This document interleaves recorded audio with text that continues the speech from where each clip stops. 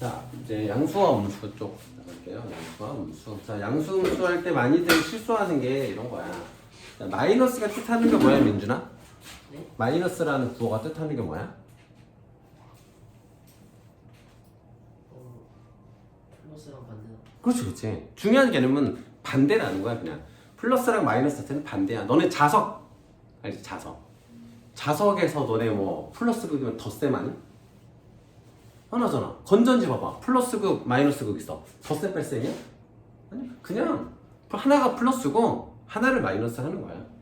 남자가 있고 여자가 있듯이 세상의 대부분은 반대되는 개념이잖아.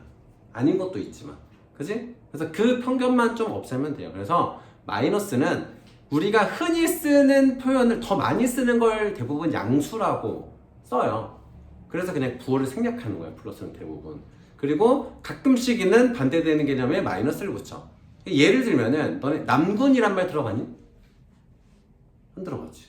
여군이란 말은 들어봤지. 네. 무슨 뜻이야? 대부분의 군인이 남자니까 남군은 생략하는 거고, 뭔가 특이 케이스인 몇몇 없는 여자 군인들만 여군이라고 하잖아. 그런 개념이에요, 그냥. 아시겠죠? 그래서 올라간 인상을 한다를 뭐라고 쓴다고 우리가? 플러스를 써. 플러스를 쓰고 입금도 플러스야. 대부분 기분 좋은 게 플러스죠. 유일한지 모르겠는데 마이너스인데 기분 좋은 거는 특정 여성들에게만, 혹은 뭐 고민 중인 미고비 이런 거 쓰는 사람들은 몸무게 마이너스는 좋아하겠죠. 그거 제외하고는 대부분 좋은 건 플러스죠. 자, 인하는 마이너스, 출금은 마이너스, 이렇게 쓰는 겁니다. 나중에 또 문제를 자, 수직선 위에 5개의 점 A, B, C, D가 나타나는 수의 절대값. 자, 절대값은 서준아 뜻이 뭐야? 절대값의 정의. 민준아, 절대값의 정의. 이용이랑 거리. 그치. 좀 더 이제 있어 보이게 표현하면은 수직선상에서 원점으로부터의 거리. 자, 거리는 음수가 존재할까요? 아니지. 제일 가까운 건 얼마예요? 제일 가까운 거리는 0이지. 그래서 절대값이 제일 작은 값은 0이죠. 그런 상식 좀 알아두시고. 자, 절대값. 자, A가 나타내는 절대값은 얼마예요? 0에서 3만큼 떨어져 있지? B는 0에서 1만큼 떨어져 있는데 잘못했지. 좌표값이지. 절대값이 아니라. 얘가 틀렸죠. 나머지는 다 맞는 거고요. 자, 넘어가서. 자, 그다음에 기계 5번. 자, 이제 요런 표현들. 그러니까 이제 문제를 풀다 보면 몇 가지 표현들이 나오는데 처음에는 이해를 한 게 반복되면은 암기가 되는 겁니다. 그렇죠? 자, 수직선에서 절대값이 8인 수를 나타내는 두 점 사이의 거리래. 수직선에서 원점으로부터 8만큼 떨어져 있는 게 오른쪽으로 8만큼, 왼쪽으로 8만큼 떨어져 있겠지. 두 수가. 이 두 사이의 거리는 얼마야, 그러면? 16이죠? 머릿속에서 그려주면 됩니다. 자, 머릿속에서 이 수직선상에서 두 점의 위치가 그려져야 되는 거예요. 이렇게 그려져야 되는 겁니다. 그걸 그릴 수 있는지 물어보는 문제인 거고요. 자, 넘어가서.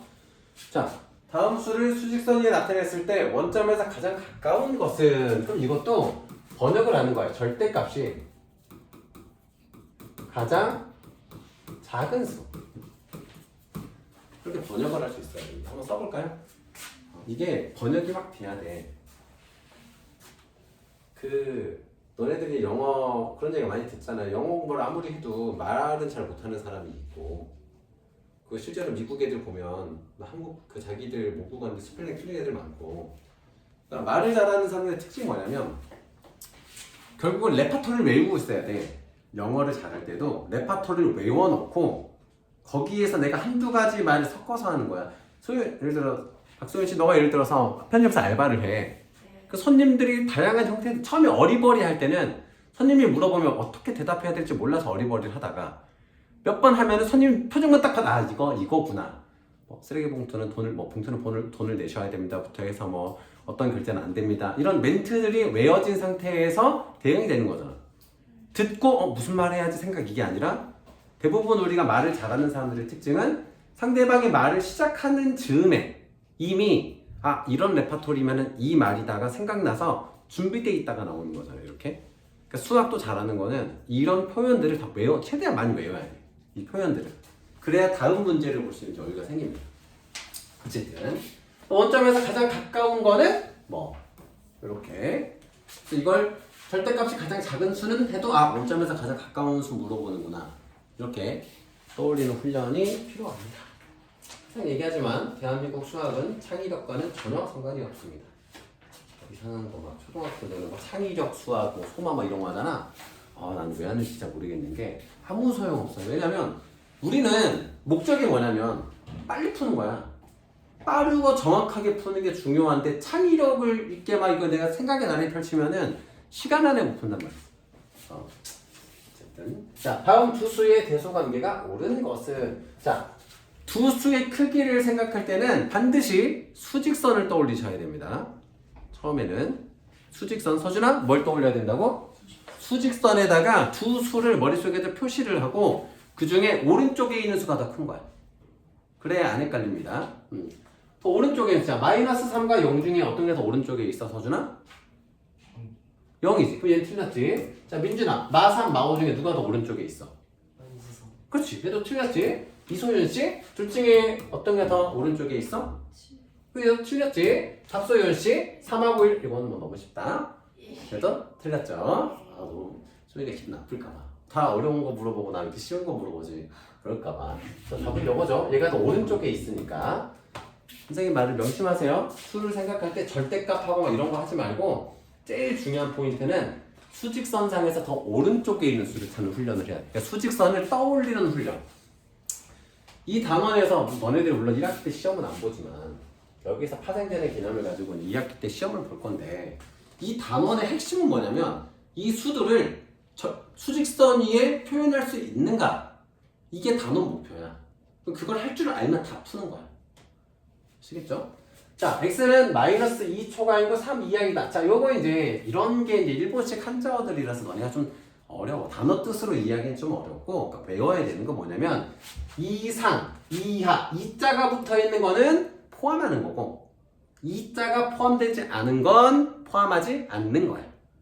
그렇게 외우시면 좋겠습니다. 단어 뜻으로는 좀 한계가 있어요. 애매하니까. 그리고 너네들한테 예전에도 얘기했던 것 같은데, 자, 소윤아? 앞에 있는 소윤아? 크기를 나타내는 표현 세 가지 뭐 있지? 세 가지라고 하니까 헷갈리지? 두 가지일 것 같잖아. 크다, 작다, 같다. 항상 세 가지가 있는 겁니다. 그래서 크지 않다라는 건 뭐야? 작거나 같다. 작을 수도 있고 같을 수도 있다라는 거야. 그지? 그럼 뭐 너네들이 친구들끼리 학교에서 막 물어보잖아. 야, 너 단어평가 몇 개 맞았어? 너보다 많이 맞지는 않았어. 그럼 뭐야? 똑같을 수도 있고 더 많이 틀렸을 수도 있고. 그 얘기입니다. 자, 요 개념을 생각하면 안 틀리는데 가끔씩 틀리는 경우가 있습니다. 일단 마이너스 2 초과이고, 그러니까 x가 마이너스 2 초과이고 3 이하죠. 그래서 답은 3번이 됩니다.